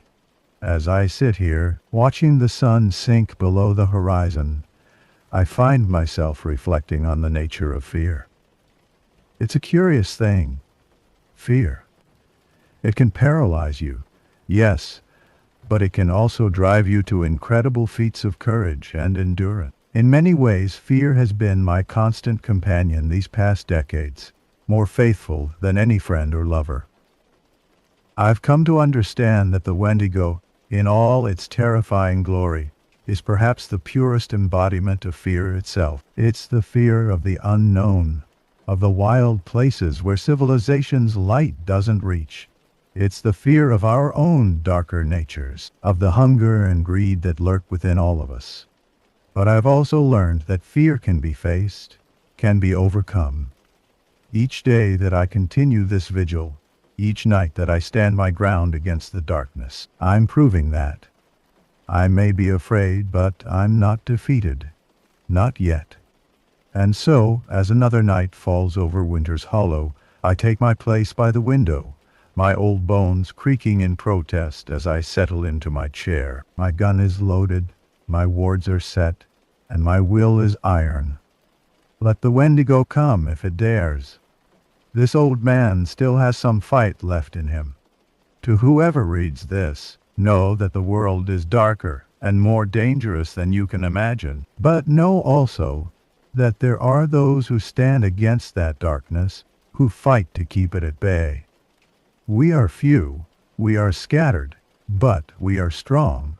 And if one day you find yourself face to face with something that shouldn't exist, something hungry and ancient and terrifying, remember this: you are not alone. There are others out there who have faced the same horrors and lived to tell the tale. Find us, join us, because in the end, it's not just about survival. It's about standing up to the darkness, about refusing to let fear rule our lives. As for me, my watch continues.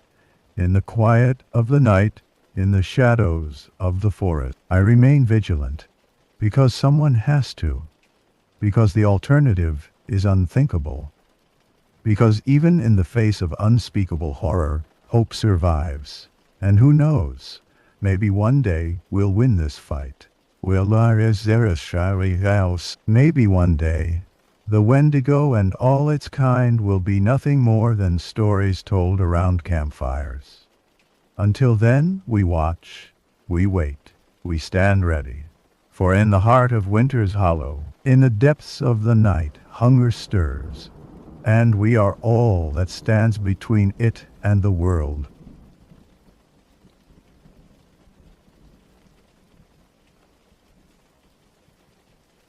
Growing up in the small town of Iron River, in Michigan's Upper Peninsula, I always loved the outdoors. As a kid, I spent my summers swimming in the cold, clear waters of Lake Michigan, fishing for brook trout in the gurgling stream, and camping under the stars in the dense forests of the Ottawa National Forest. My best friends, Nick, Josh, and I, were inseparable. Every weekend we'd load up our backpacks with gear and disappear into the woods for days at a time, roughing it in the backcountry. We thought we were invincible, but things changed when I turned 18 and went off to college at the University of Oregon. I studied forestry and spent my free time exploring the rugged, misty forests of the Pacific Northwest.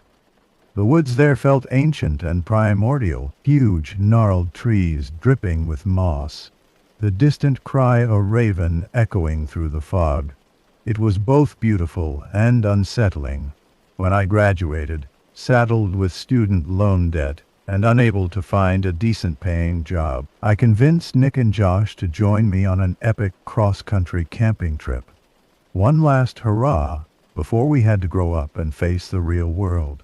We'd hit the most remote wilderness areas in the country, starting in Oregon, then heading to the forests of Pennsylvania, Wisconsin, and finally ending in the Blue Ridge Mountains of North Carolina. What I couldn't know then was that we were about to come face to face with an ancient evil lurking in the shadows of the forest, something straight out of the darkest folklore, and that it would change us forever if we survived. We began our journey in mid-June, planning to spend a week trekking through each state's backcountry before moving on to the next destination. First up, the dense, rain-drenched, temperate rainforests of Oregon's coastal range. "Damn, it's like something out of Jurassic Park," Josh said in awe, as we hiked deeper into the old-growth forest of Siuslaw National Forest. Massive Douglas firs and Sitka spruces towered over us, their branches arching together hundreds of feet above our heads to form a thick green canopy. Prehistoric-looking ferns and skunk cabbage sprouted from the spongy, decomposing undergrowth. As the light faded and evening set in, we made camp in a mossy clearing alongside a fast-moving stream. The temperature dropped quickly in the damp air. While Nick and Josh sat around the campfire drinking whiskey, I wandered off into the darkening woods to gather more firewood. Bending to pick up a fallen branch, I suddenly froze. Shattering the stillness came a long moaning cry that sent chills racing down my spine. It sounded almost human, but not quite. The wail rose in pitch before tapering off with a strangled gurgle. Then silence, heart pounding. I grabbed the wood and hurried back to the safety of the fire. "Did you guys hear that?" I asked uneasily. "Hear what?" Nick said. Vic said, "An elk bugling, maybe. There's a herd around here. An elk. Right. That had to be it." As unsettling as the cry had been, I forced myself to shrug it off. We were in the middle of nowhere after all. Of course we'd hear strange animal calls. But deep down I couldn't shake the feeling that it had been something else, something watching us from out there in the darkness. And that this was only the beginning. The next morning dawned cool and misty. Dew clung to our tents and soaked through our boots as we broke camp. I hadn't slept much, my mind replaying that eerie wail over and over. But in the light of day, it seemed far less menacing. Just a wild animal, I told myself firmly. We hiked deeper into the forest, following faint game trails that snaked between the massive furrowed tree trunks. By late afternoon, we reached our goal, a remote alpine lake, its surface like polished glass, reflecting the snow-capped peaks towering above. "We've got the whole place to ourselves," Josh crowed excitedly, dumping his pack on the pebbly shore. "Who wants to go for a swim?" "I'm in," Nick said, already yanking off his shirt. Normally, I'd have been the first one diving in, but a strange foreboding prickled the back of my neck as I gazed out across the mirrored surface of the water. "I think I'm gonna take a pass," I said. "Didn't sleep great last night. Gonna rest up." "Suit yourself," Nick shrugged, wading in. The water barely rippled around his thighs. While they swam, I got a fire going and unpacked our food. The sun inched toward the jagged peaks, painting the sky in brilliant streaks of orange and pink. "Guys, chow time?" I eventually called. No response. I walked over to the shore, scanning the lake. Nothing but flat, glassy water stretching out before me. The hairs on my arms stood up. "Nick? Josh? Quit messing around." My voice sounded high and thin in the waiting stillness. Silence. Then, somewhere out in the middle of the lake, a disturbance in the water, ripples radiating out. And, suddenly, Josh's head breaking the surface, mouth stretched wide in a scream. "Help! Nick! Oh God, it's got Nick!" I charged into the shallows. Josh flailed and splashed, eyes rolling wildly. Then, in a surge of water, he vanished. The surface smoothed, tranquil once more. Alone on the shore, I stood frozen with horror and disbelief. Something had taken them, something in the dark water, pulling them down, down, down. How I made it back to civilization on my own, I'll never know. Those next hours were a panicked blur of crashing through the forest, their final screams ringing in my ears, my mind unable to process the enormity of what I'd just witnessed. I must have looked like a madman when I finally stumbled into a ranger station, raving about some unseen force snatching my friends from the remote mountain lake. I saw the looks the rangers exchanged as they listened to my disjointed story. Looks that said, "This guy's lost it." But they had to investigate. Of course, by the time the search and rescue team reached the lake the next day, there was no sign of Nick or Josh. No tracks or traces, no clues to what had taken them, like they had vanished without a trace. Trauma, the police said. Delayed drowning, maybe. A terrible accident, to be sure. But these things happened. Two young men swimming in an ice-cold alpine lake after a few drinks. Their muscles probably seized up. Tragic, but not uncommon. I knew none of their explanations could account for the sheer horror I'd seen in Josh's eyes in those final moments, or the feeling of a malevolent presence in those woods, watching us, hunting us.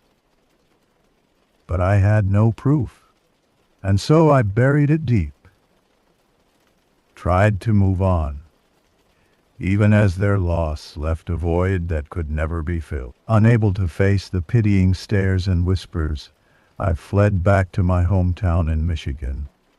But even there, the ghosts of that terrible day haunted my every step. I saw their faces in every shadow, heard their dying screams on the wind. I knew it was only a matter of time before the darkness found me again, before I had to face the nightmare that lurked in the forest once more. Months passed. The leaves turned, winter swept in with a vengeance. But even blizzards burying my hometown in deep snow couldn't blot out the memories. Finally, I couldn't take it anymore. I had to do something, or I'd go mad. And so I found myself back on the road, chasing the dead ends of obscure folklore and myths, trying to make some kind of sense out of what had happened, to find proof that I wasn't crazy, that Nick and Josh had been victims of something ancient and evil. Pennsylvania, Wisconsin, poring over moldering old books in small-town libraries, cornering locals in dive bars to pry out whispered legends of dark things stalking the forest. Everywhere, scraps and fragments of old stories, strange disappearances, trappers vanishing without a trace, inhuman shrieks echoing from the wood, but nothing concrete. Until an eccentric old hunter in the remote wilds of northern Wisconsin reluctantly shared a tale passed down in his family for generations. A story of a malevolent spirit said to haunt the forest. The Wendigo. It was once human, he told me, voice low and gravelly. But the hunger, the greed, the evil, it twisted them, turned them into something that ain't human no more. A soulless, ravenous thing, always hungering, pale as bone, teeth like needles, razor claws. It lures the unwary into the deep woods, mimics human voices, calls from the shadows. And then he trailed off, watery eyes haunted. They say it can't be killed. Fire's the only thing it fears. But God help you if it catches your scent. The Wendigo. I'd heard vague tales, always dismissed as myth. But now, for the first time, I had a name to put to the primordial dread that had stalked us in Oregon. I knew it was only a matter of time before I faced it again. I had to be ready. Blowing the last of my meager savings, I outfitted myself as best I could for what was to come. Layers of thermal gear, fire starters, hatchets, hunting knives, climbing gear. If the Wendigo wanted me, I wouldn't go down without a fight. And so I found myself deep in the ancient, mist-shrouded forests of the Blue Ridge Mountains in early spring, one last stop on my quest for answers, before the thing in the shadows finally caught up with me. I'd rented a remote cabin, miles from any other living soul, surrounded by dense stands of hickory, pine, and fir, as far from help as I could get. The first few days passed uneventfully, as I explored the area, scouting game trails and dense thickets. But on the fourth night, I woke suddenly, heart hammering against my ribs. The fire had burned low, casting eerie shadows on the rough-hewn log walls. From outside, somewhere out in the darkness of the forest, a long wail rose, undulating and inhuman, ending in a rattling, gurgling moan that sent icy tendrils of fear skittering down my spine.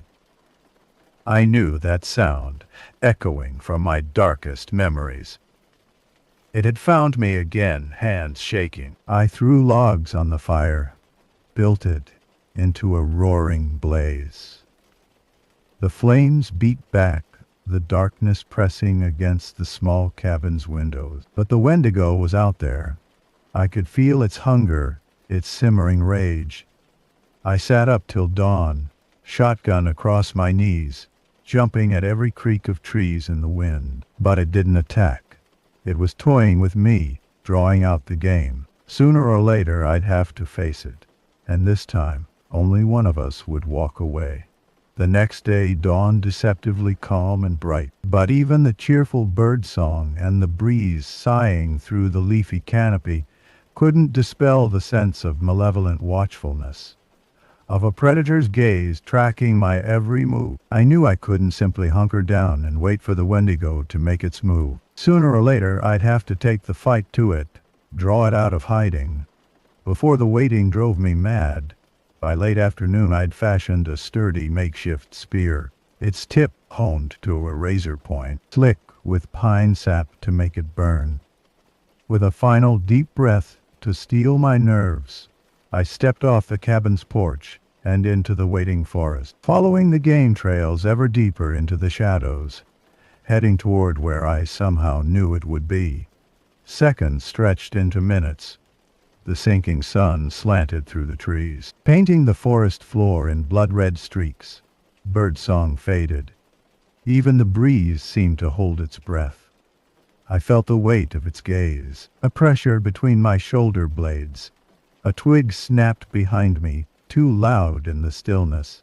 I spun, spear raised. Shadows shifted between the trees.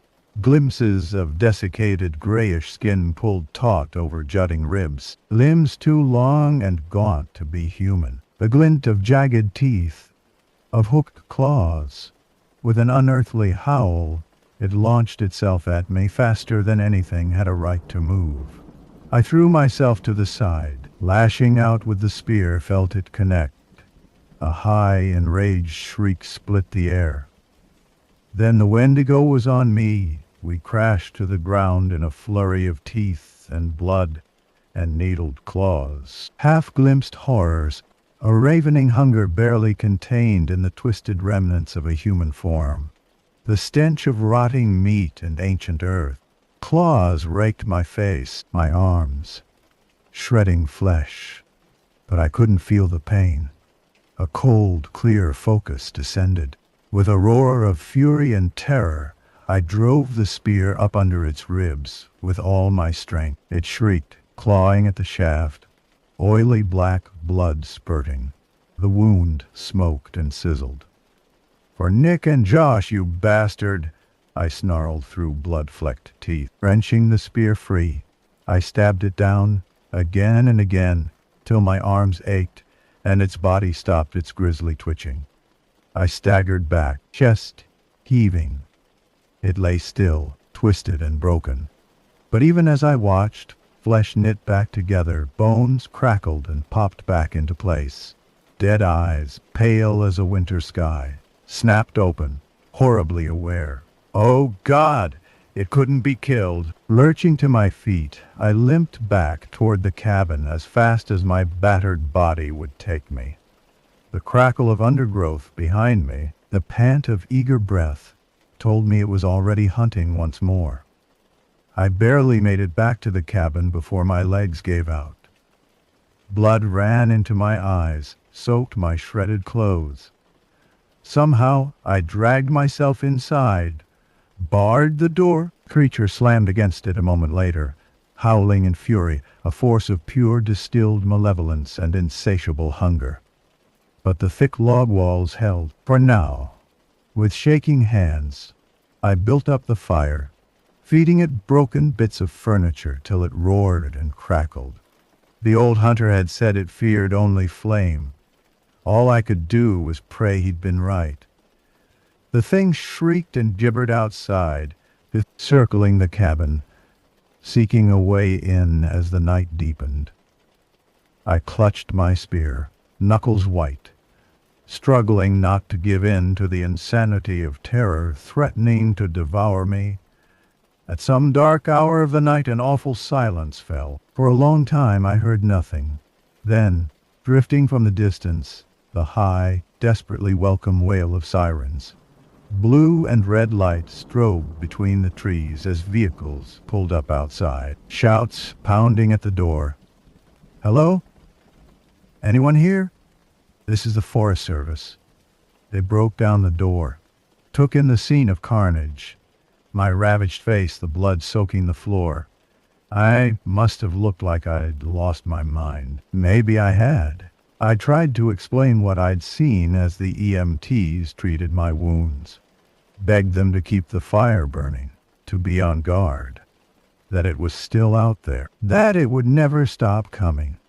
I saw the all too familiar looks on their faces. The slow head shakes, trauma, they said. Blood loss and shock. "You're safe now." I didn't have the strength to argue. I let them lead me away, pour me into an ambulance. But as we bumped down the rough forest road, I peered out the back windows, back at the dark tree line. For just a moment, I glimpsed a pale figure darting between the trunks. Fleshless and gaunt, little more than skin stretched over jutting ribs and long bones. Needle teeth bared in a hellish grin. It raised one emaciated arm, waved, as if in mocking salute. Then it vanished back into the darkness of the forest. Waiting, always waiting. Sooner or later I knew it would find me again, no matter how far I ran.